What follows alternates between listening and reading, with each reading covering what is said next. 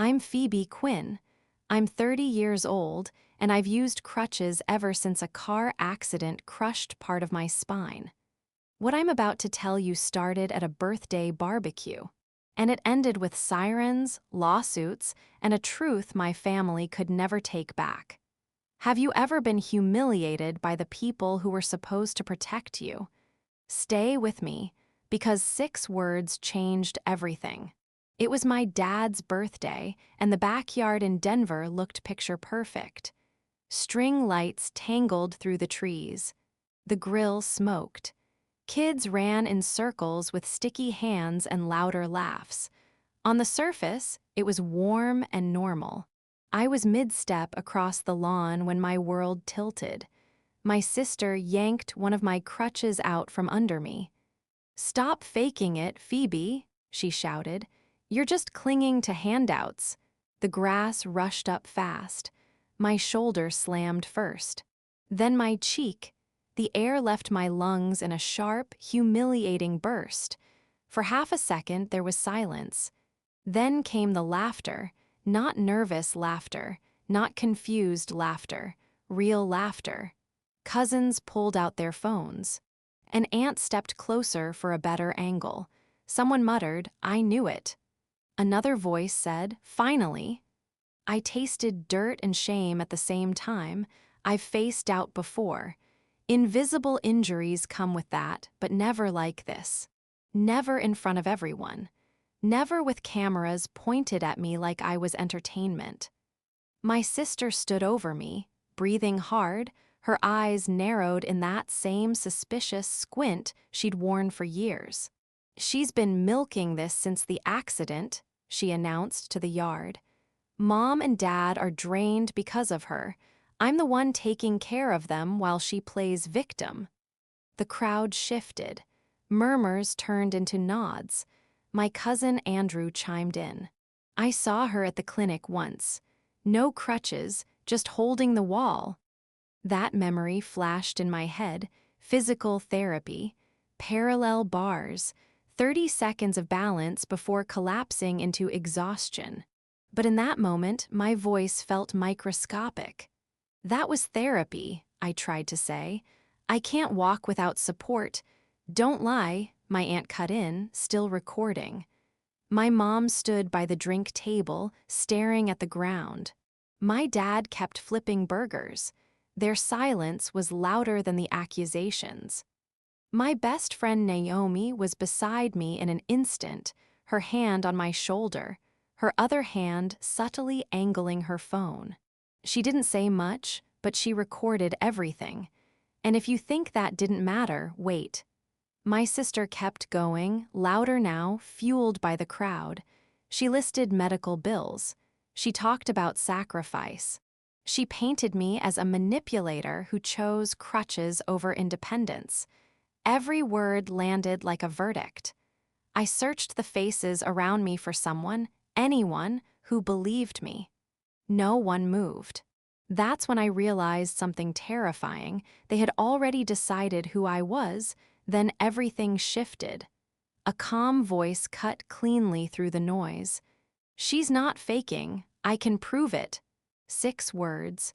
The yard went silent. Dr. Stephen Brooks, my physical therapist and a longtime family friend, stepped forward from the edge of the crowd. I hadn't even known he'd arrived. He didn't raise his voice. He didn't argue. He just pulled out his phone.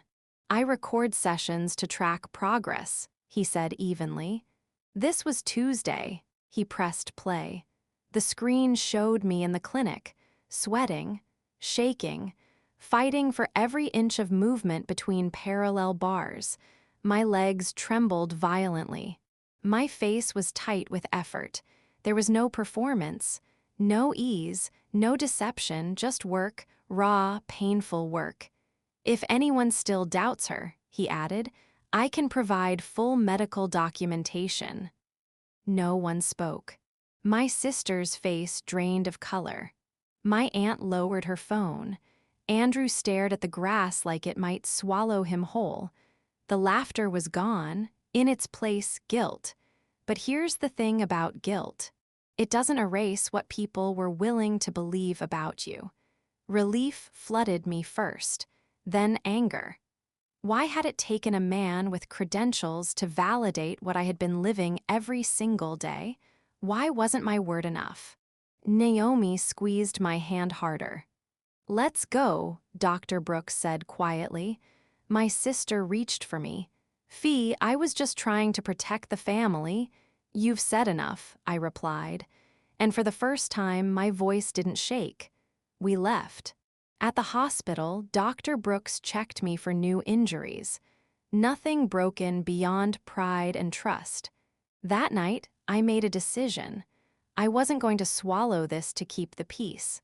Naomi called a lawyer she knew, Lisa Donovan, a specialist in disability rights. After reviewing the footage, she didn't hesitate. "This is harassment and defamation," she said. "We can act." So I did. Police questioned my sister. A civil lawsuit followed. And then something neither of us expected happened.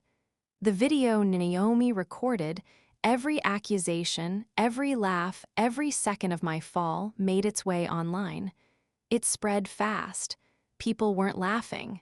They were furious. Disability advocates shared it. Commenters called out the cruelty. The narrative flipped overnight. My sister lost her job within weeks. Friends distanced themselves. My aunt locked down her social media after strangers identified her laughter in the background. Suddenly, I wasn't the family burden. I was the woman who stood up. Reporters reached out. I declined. Instead, I started writing. At first, it was just for me, a blog about invisible injuries, about the exhaustion of constantly proving you're in pain, about being doubted by the people closest to you. But people read it.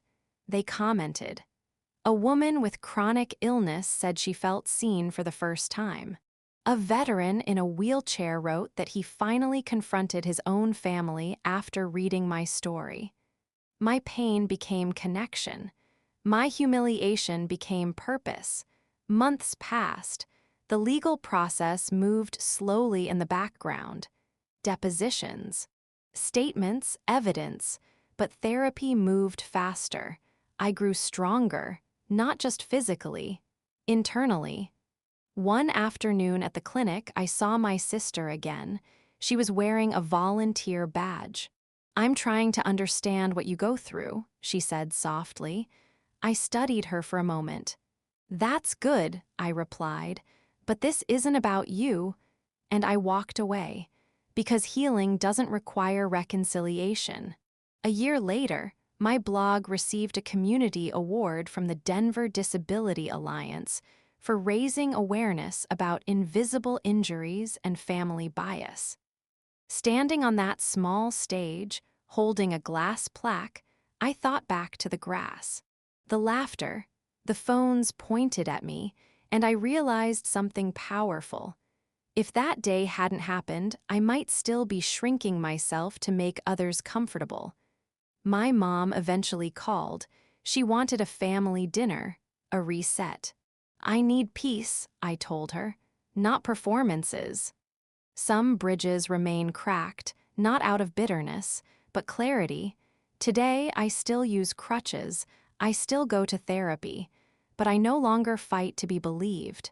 Because here's the truth no one tells you. The moment you stop chasing validation from people determined to misunderstand you, you become unstoppable. If you've ever been doubted, if you've ever been humiliated, if you've ever had to prove pain that others couldn't see, remember this. Your truth does not require applause, it requires courage. And sometimes, it only takes 6 words to change everything.